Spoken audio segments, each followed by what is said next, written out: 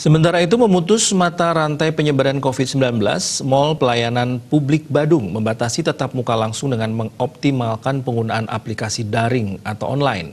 Jumlah masyarakat yang datang langsung ke Mall Pelayanan Publik juga mengalami penurunan secara signifikan.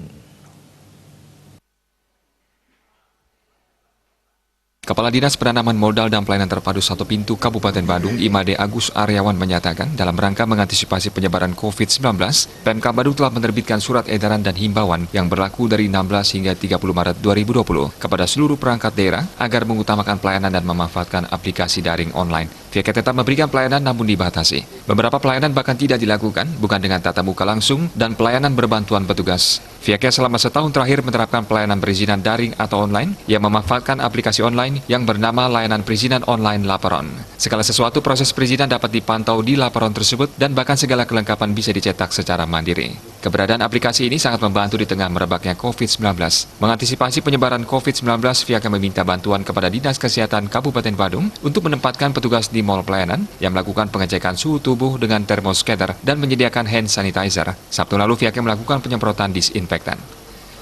Nah, tentu keberadaan aplikasi kami ini sangat membantu dalam kondisi sekarang yang memang kita batasi ya pertemuan tatap muka langsung atau social distancing kepada seluruh masyarakat, dan petugas kami selama ini memang sesuai himbauan mulai tanggal 16 sampai tanggal 30 Maret itu hadir tetapi membatasi tidak memberikan pelayanan langsung.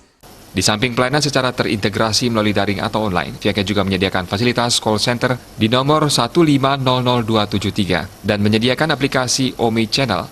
Segala media sosial seperti Twitter, Facebook, dan lainnya bisa diakses di Omi Channel sehingga tidak menghambat pelayanan terhadap masyarakat untuk konsultasi dan informasi. Berdasarkan 27 instansi yang tergabung di Mall Pelayanan Publik Kabupaten Badung, pihaknya memberikan kebijakan kepada masing-masing lembaga, terutama Kementerian Lembaga BUMN. Sebagian dari instansi tersebut tidak melaksanakan tatap muka langsung dan sebagian masih melakukan pelayanan. Dari data yang dihimpun di Mall Pelayanan Publik sejak 16 Maret 2020, tingkat kunjungan masyarakat mengalami penurunan. Sejak diberlakukannya surat edaran tersebut Senin 16 Maret 2020 masih tergolong banyak, yakni 204 orang.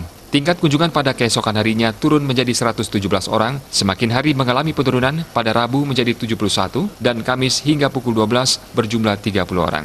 Sebagian besar pengurus IMB dan BPJS Ketenagakerjaan dan BPJS Kesehatan. Sementara pelayanan SIM keliling yang berada di halaman parkir utara Mall Pelayanan Publik juga tampak sepi. Biasanya yang mengajukan permohonan perpanjangan mencapai 50 orang. Kini hanya kisaran 20 orang dengan 2 personel anggota Polres Badung dan 1 pihak bank. Indrawan, Bali TV.